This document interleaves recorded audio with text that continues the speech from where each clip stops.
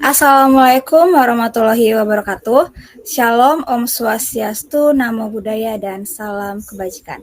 Selamat pagi semuanya. Perkenalkan kami dari kelompok 2 mata kuliah karakter building. Pada kesempatan kali ini kami akan mempresentasikan materi dengan topik motivasi, sikap, dan perilaku sosial. Perkenankan saya memperkenalkan anggota kelompok kami terlebih dahulu. Yang pertama ada saya sendiri, Teresia Givani Nebaho, sebagai moderator pada presentasi kali ini. Yang kedua ada Indah Wahyu Nintias. Yang ketiga ada Muhammad Adam. Yang keempat ada Dila Rizky Sutarna. Yang kelima ada Angga Pradita. Dan yang terakhir ada Fauzan Mahmudi Samsudin. Baik. Melalui topik ini, kami akan membahas bagaimana motivasi dan perilaku sosial berperan penting dalam pembentukan karakter seseorang. Berikut adalah daftar isi atau susunan materi yang akan kami sampaikan. Yang pertama ada pengertian motivasi, yang kedua ada hierarki Maslow, yang ketiga ada cara memotivasi diri, yang keempat ada jendela Johari, yang kelima ada kebutuhan dasar manusia, yang keenam ada dampak kebutuhan tak terpenuhi, yang ketujuh ada empati, yang kedelapan ada akibat, sebab, dan solusi, dan yang terakhir atau yang kesembilan ada kepintaran dan kebijaksanaan. Langsung saja pada slide ini saya akan menjelaskan pengertian dari motivasi. Motivasi adalah perubahan energi dalam diri seseorang yang ditandai dengan timbulnya perasaan dan reaksi untuk mencapai tujuan, menurut McDonald dalam Sudirman pada tahun 2014. Selanjutnya, motivasi adalah dorongan untuk memenuhi kebutuhan manusia, mulai dari yang paling dasar atau fisiologis hingga aktualisasi diri menurut Maslow pada tahun 1943. Baik, selanjutnya ada hierarki kebutuhan Maslow. Yang pertama ada kebutuhan fisiologis atau psychological needs. Kebutuhan dasar manusia untuk bertahan hidup. Contohnya itu ada makan, minum, tidur, udara, pakaian, tempat tinggal. Jika tidak terpenuhi, manusia sulit melanjutkan ke kebutuhan yang lebih tinggi. Yang kedua ada kebutuhan keamanan dan keselamatan atau safety needs, rasa aman secara fisik maupun psikologis. Contohnya perlindungan dari bahaya, pekerjaan tetap, jaminan kesehatan, kepastian hukum, dan keamanan lingkungan. Jika terpenuhi, seseorang bisa hidup lebih tenang dan tidak cemas. Dan yang ketiga ada kebutuhan sosial atau rasa memiliki, love and belongingness needs. Kebutuhan untuk diterima, memiliki hubungan dan berinteraksi, contohnya persahabatan, kasih sayang keluarga, hubungan romantis, dan kelompok sosial. Jika tidak terpenuhi, seseorang bisa merasakan kesepian, terisolasi, atau minder. Baik, slide selanjutnya akan dibacakan oleh Angga Pradita. Silakan, Angga. Baik, terima kasih kepada moderator telah memberikan kesempatan untuk melanjutkan materi. Materi tentang hierarki kebutuhan Maslow ini ada 5 poin. Tadi 3 poin sudah disampaikan oleh Teresia, lalu 2 poin selanjutnya akan disampaikan oleh saya sendiri. Poin nomor 4 yaitu kebutuhan penghargaan atau esteem needs. Kebutuhan ini adalah kebutuhan akan pengakuan dan penghargaan dari orang lain ataupun diri sendiri. Contoh, dihormati, prestasi, status, dan juga percaya diri. Jika terpenuhi, seseorang merasa berharga. Jika tidak, bisa menimbulkan rendah diri. Selanjutnya ada kebutuhan aktualisasi diri, self-actualization needs. Kebutuhan ini adalah tingkat tertinggi dalam hierarki kebutuhan Maslow. Contoh kebutuhannya yaitu ada kebutuhan untuk mengembangkan potensi diri secara maksimal. Contohnya ada kreativitas, pencapaian pribadi, kontribusi bagi masyarakat, menjadi the best version of yourself. Pada tahap ini, seorang berusaha menjadi dirinya menjadi yang paling terbaik. Selanjutnya di sini ada cara memotivasi diri. Poin pertama yaitu memotivasi diri melalui rasa percaya diri. Ada 4 poin.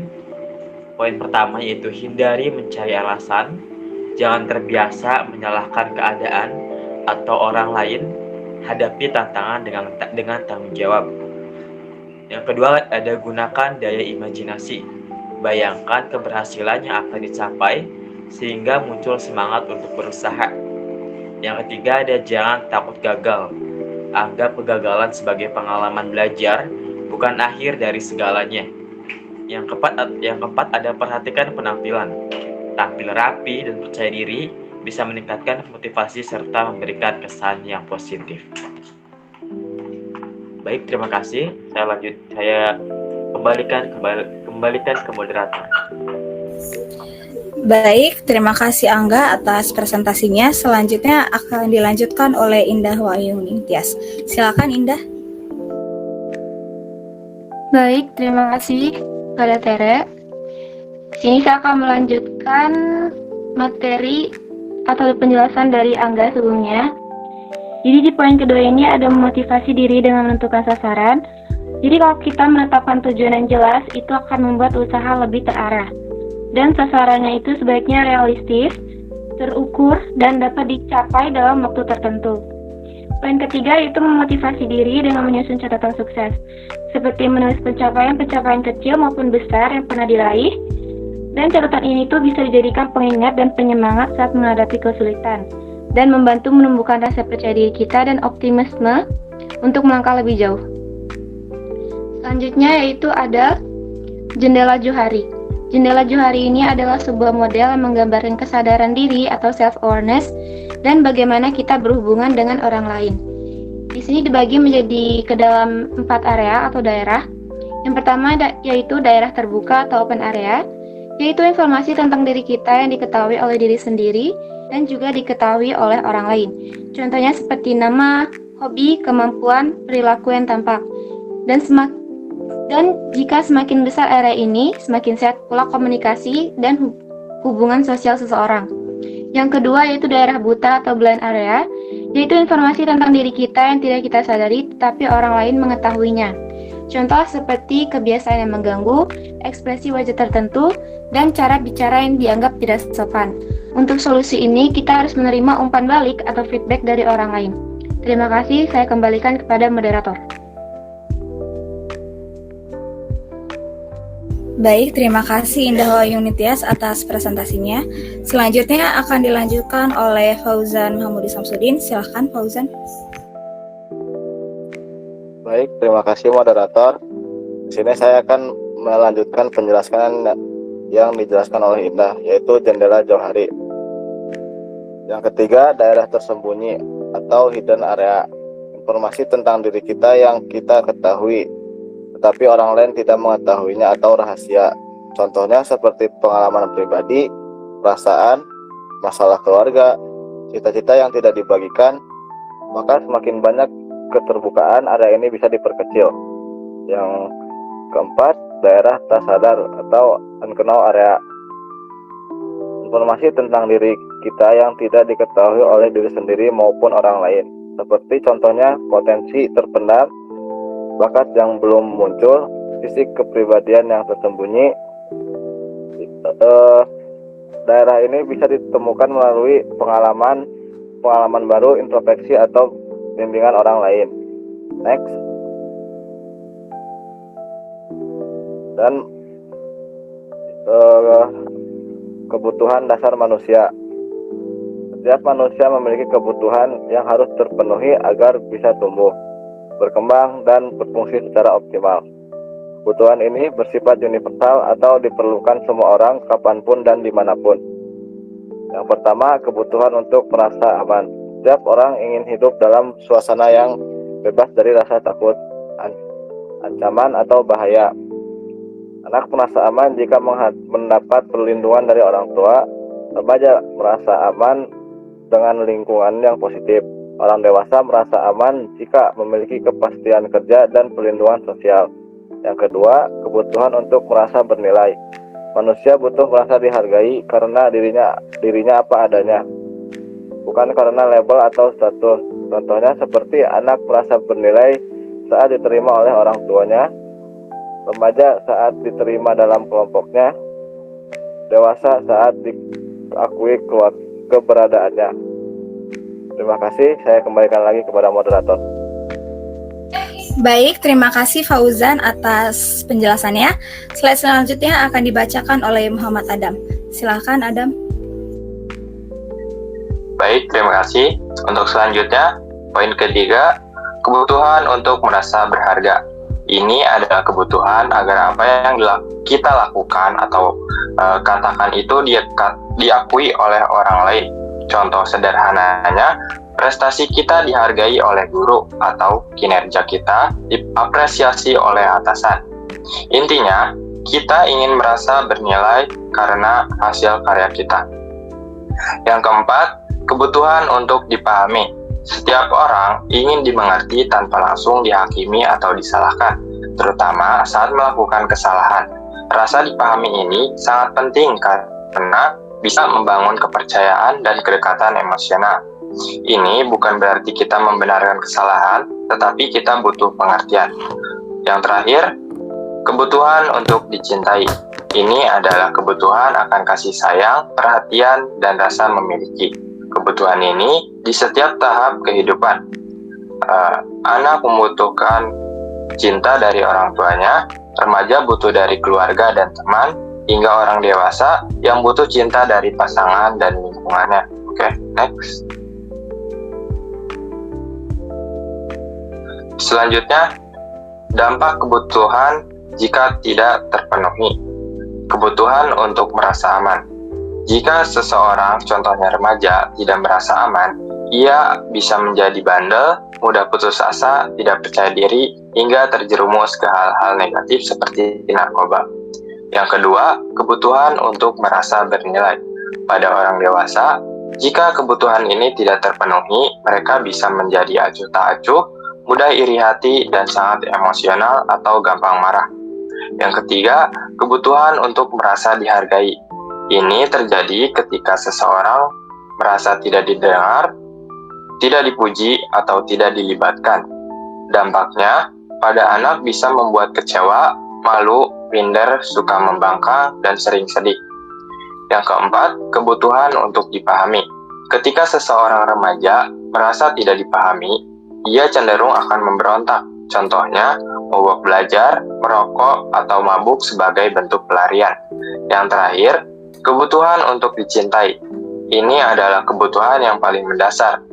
Jika tidak dipenuhi, seseorang akan mencari cinta dengan cara-cara yang tidak sehat, yang seringkali berujung pada perilaku negatif dan agresif. Oke, sekian dari saya. Terima kasih, kembali ke moderator. Baik, terima kasih Adam atas penjelasannya. Selanjutnya akan dibacakan oleh Dila Rizky Sutarna. Silakan Dila.